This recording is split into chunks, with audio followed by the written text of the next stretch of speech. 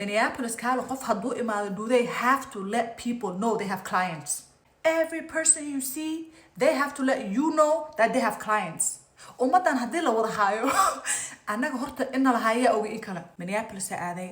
هلي بحسوق كذا حلالك أنا كجرو أو حاسوق لأن نكلا أكست وإسي قانينا أو ملانا وإسي السلام عليكم مساتا في عندها المية ركب سلام كلن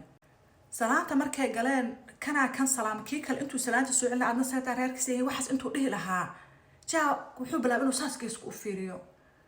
كينك أو يابا أنا كان مركا أركين وأساق يابا أنا وايابا so أنا واي أكتهين وأنا very curious أنا كان ساس بأسو فيري لابد أن نافيرنا ويهور تاجنهين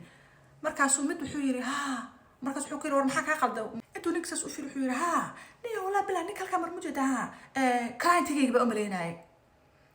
أنا كاكا confused نكا أو يري نكال ماشي مرة أنا ماشي تاجن قبرا أيقو هرسول لبقى بلود حولادي درسنو يان I just don't understand وحو أركي markaas ninka tuu fiiriyo wuxuu yiri yaa aragtay markaas wuxuu ku yiri qofka kamera ma arkin miya clientigeyga waaye ana isku maleeyna clientiga guys wallahi ana isku maleey in la igu qoran yahay saacada la igu qaato leeyahay ana isku maleey clientiga aniga ninkiya fiiriyo ninka geesu firfiirno client uma jeedna anaga markaas wuxuu yiri ha wiilka wuxuu ku war client uma jeedne xaalka ma degan yahay niyo bariyaan shaqada ka badata oo maleeyna xaaska carruurtii uu salaantii uu rabaa inuu dhaxgaliyo how is the family inuu dhaxgaliyo rabaa